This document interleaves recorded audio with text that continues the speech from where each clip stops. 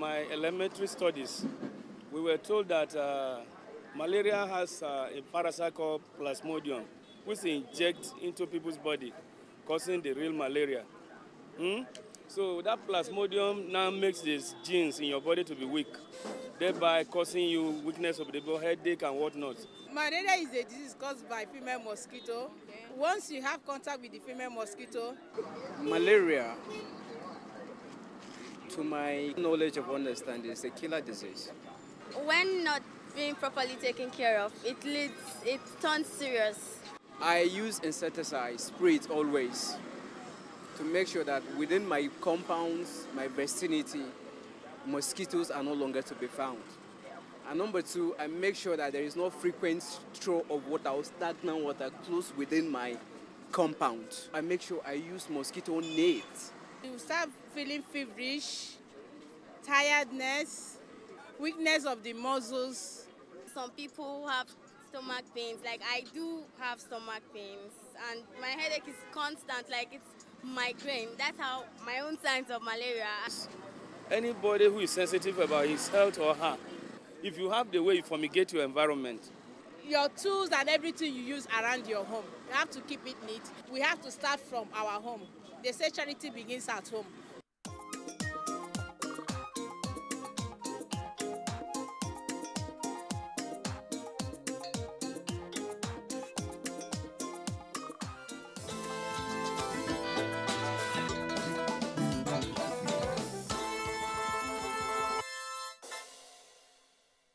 It's from Professor Nick White's memoirs that I read that the two things that are working against malaria are strong and safe drugs and insecticides.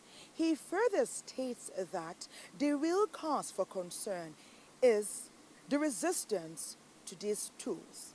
Why is there resistance? One would like to think that everyone wants to stay safe. Perhaps when we talk with a medical professional, we'll get to know how are we faring in Nigeria with regard to malaria, its treatment, and its prevention.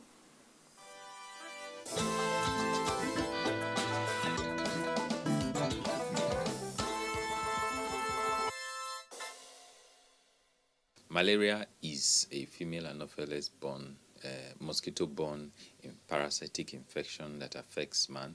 It's responsible for most of the consultations people would make in chemists, in patent medicine vendors, even in the hospital outpatient department. It accounts for acute illness in over 100 million Nigerians yearly.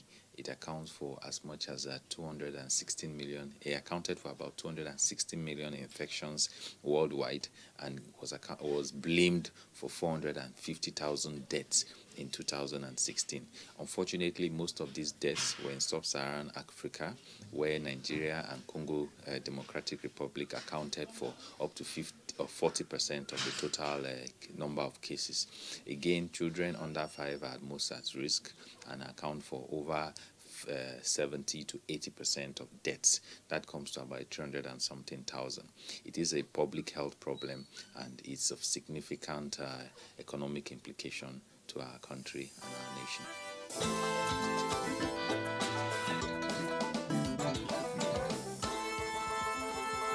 Nobody is safe from malaria infection. Everybody is at risk of being infected, and in a population of 200 million Nigerians, half of that population at any point gets at least an infection of malaria during the year.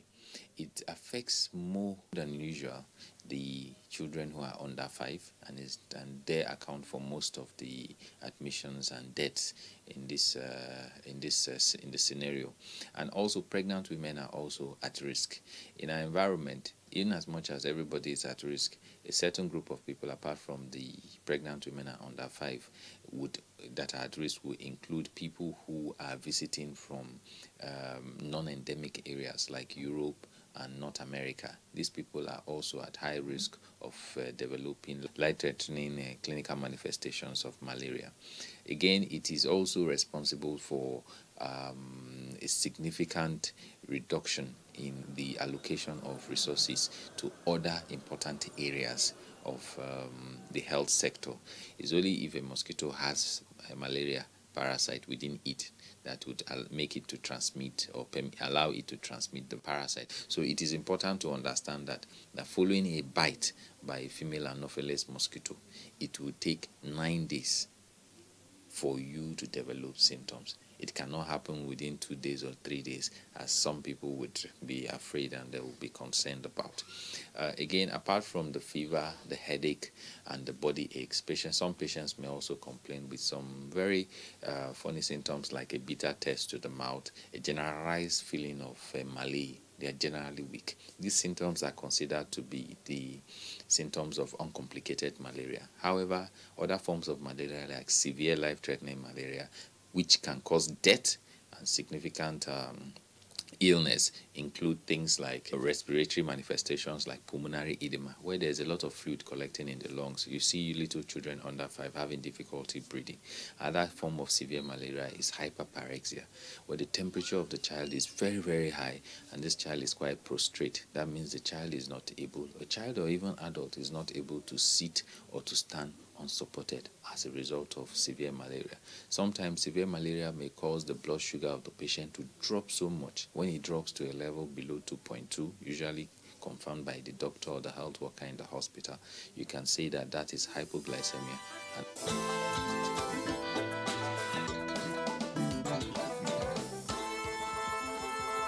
Whatever it is, management of malaria would depend to a large extent to how severe it is. For uncomplicated malaria, most times you are able to take oral medications. Usually when people have these symptoms, most Nigerians would prefer to just go to a pharmacy or a patent medicine vendor and get medications over the counter. This is not entirely correct, because WHO has demonstrated and recommended that before you take anti-malaria, whenever possible, it is best for you to do a test. Again, in children, it's been shown that most children who go to the pharmacies for treatment for malaria may also have a throat infection that is called tonsillitis. So we've had a lot of cases where a child has been treated 3, 4, 5 times with anti-malaria and is still having severe fever and is going on. And all you need to do sometimes is to do a simple examination, check the throat, and you can see the cause of this fever. Treatment is available, and what WHO recommends is what you call the artemisinin-based combination therapy, meaning that a drug that is derived from the plant artemisinin is combined with a drug from another group. Most times the commonest one is the artemether-lumefantrine, but there are a lot of other combinations that will suffice and are accepted and recommended by WHO. For patients who have uncomplicated forms of malaria, oral therapy is very important and can suffice. However, patients who have severe forms of malaria, what WHO recommends is an intravenous injection that your healthcare provider will provide. Usually you want to start with intravenous injection, and then as the person is able to swallow, eat, and recovery is imminent, you can then change to oral tablets. Apart from this specific treatment, there are other supportive treatment that your health worker would also recommend that will help you.